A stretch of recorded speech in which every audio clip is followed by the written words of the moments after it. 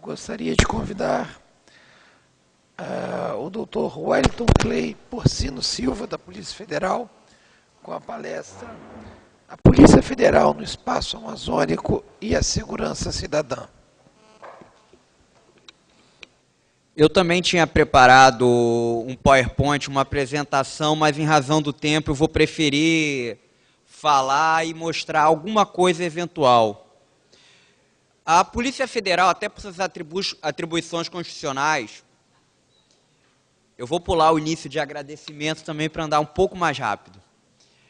Até por suas atribuições constitucionais, não é uma polícia que está todo dia na rua, exceto em situações muito pontuais, como aeroportos, portos, mesmo assim, emissão de passaporte.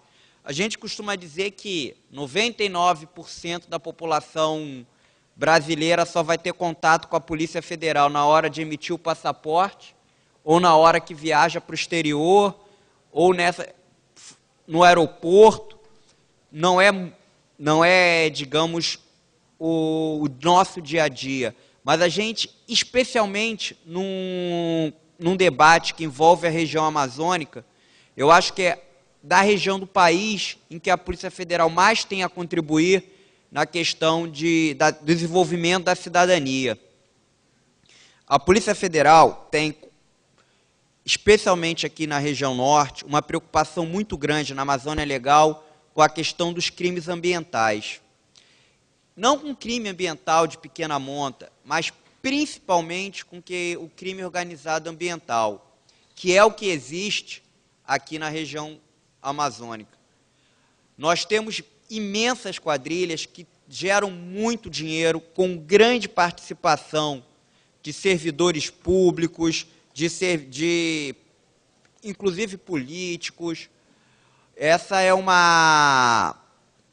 tem sido alvo de reiteradas ações da Polícia Federal, operações quanto a isso. E que tem a ver o crime ambiental, o crime organizado ambiental com cidadania? O crime organizado ambiental, ele é um dos maiores inimigos que nós temos da cidadania na região norte. Às vezes, nós operamos em locais, a maioria dos senhores conhece, mas eu sou carioca, até vir atuar nessa área eram um pouco desconhecidos para mim, em que a infraestrutura é praticamente nenhuma. Regiões que são distantes das sedes dos municípios, 2, 3 dias de carro, algumas vezes até mais dias de barco, porque não tem estrada. É nessas regiões em que o Estado é bastante ausente, para não dizer totalmente ausente, que o crime organizado se desenvolve. É nessas regiões em que nós encontramos o pobre coitado do morador da região cortando uma árvore que vale 500, R$1.000 para o madeireiro e recebendo R$10 para não morrer de fome. É nessas regiões que a gente vê comunidades indígenas que, por falta de opção, por falta de apoio, por falta de Estado, vendem madeira, permitem pesca nas suas áreas, permitem mineração nas suas áreas, por ninharia, enquanto grandes empresários lucram com a atividade. Então, é nesse sentido, é na repressão a esse tipo de crime que a Polícia Federal mais contribui no desenvolvimento da cidadania na região, no ambiente amazônico. E por que eu digo isso? Porque são nas ações policiais, aqui aproveitando o que disse o professor Ballesteri, a polícia é indutora da cidadania. Ela tem que levar, dar o primeiro passo. A violência no campo, a disputa, a grilagem de terras, é algo difícil de se combater por outro meio que não a força. E quem tem o monopólio do uso legal da força no Estado Democrático de Direito, que não a polícia. Então, são nessas ações em que a Polícia Federal, aí, claro, com o apoio de diversos outros órgãos, as polícias estaduais ambientais, o IBAMA, o Instituto Chico Mendes, Sensipan, em ações desse tipo, que a Polícia Federal pode e contribui com as ações de cidadania. Por quê? Vou aproveitar aqui para mostrar algumas fotos de que eu estou falando. Exemplificar do que a gente encontra de desmatamento. Isso é uma esplanada no meio da selva. Isso aqui é uma apreensão, vou mostrar aqui a maior apreensão já foi feita.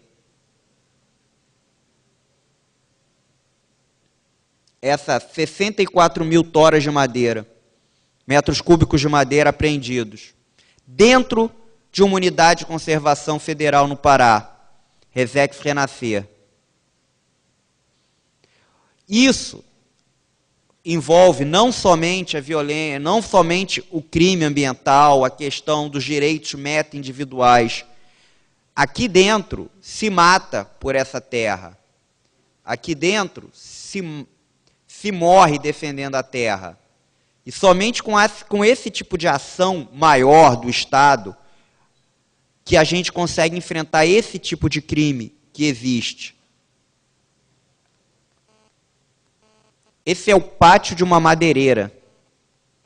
Foram apreendidas 24 mil metros cúbicos de madeira. Operação Delta, isso foi em abril de 2010, em Rondônia.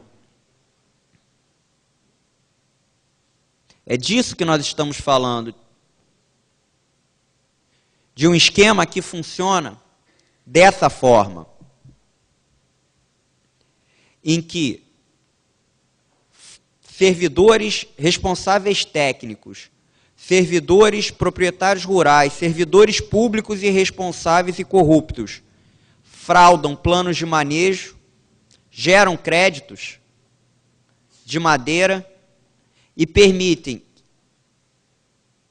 esse tipo de situação que vocês estão vendo nessas fotos.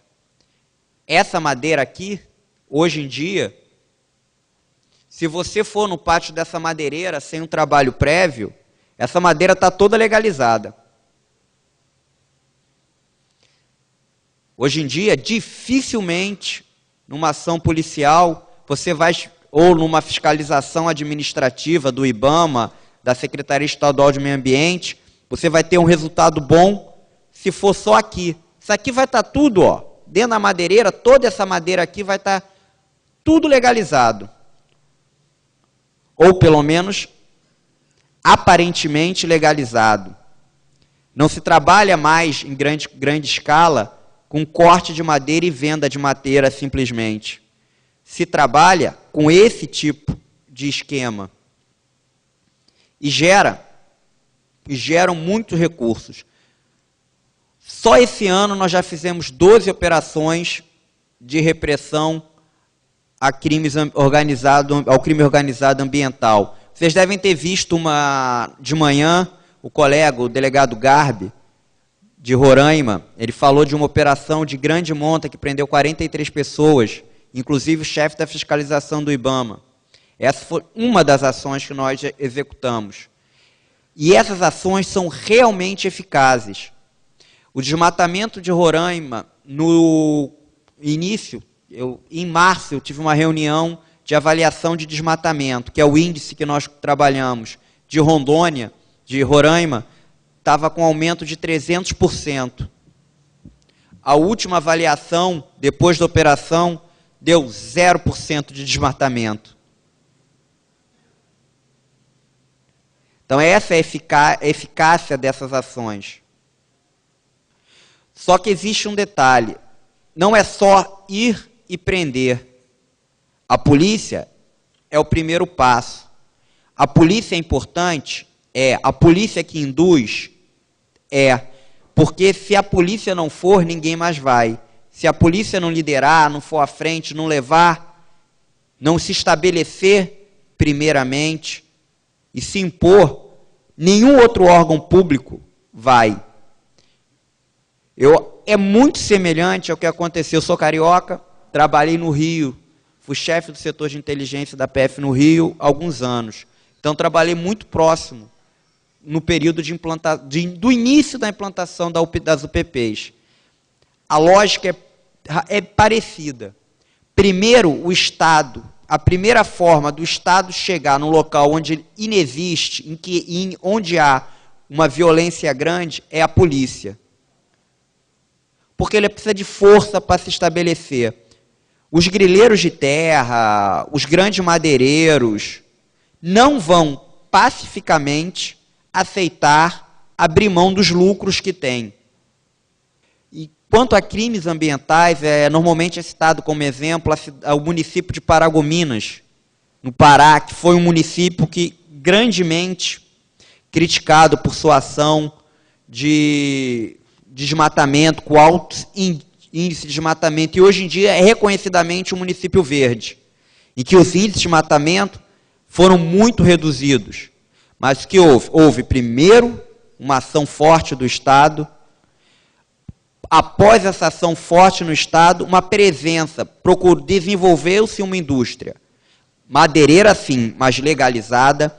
E quando você implanta uma indústria legalizada, seja ela madeireira, seja ela de produção de carvão, seja ela qual for, você evita isso.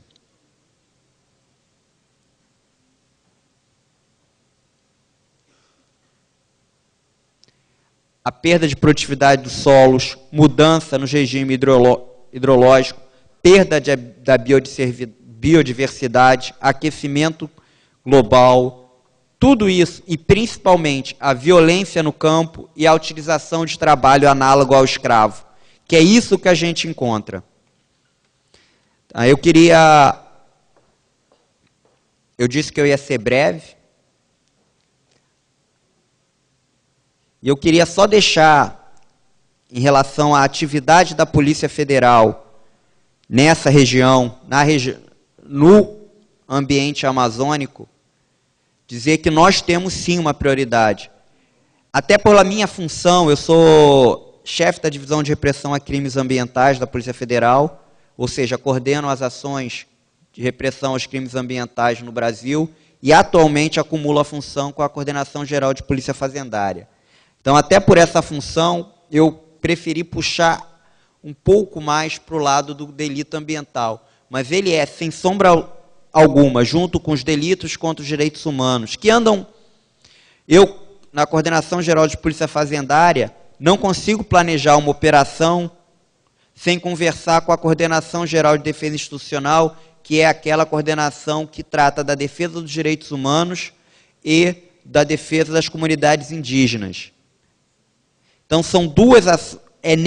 Então, é no ambiente amazônico em que realmente a Polícia Federal consegue se fazer mais presente e contribuir de forma mais significativa para o desenvolvimento da cidadania.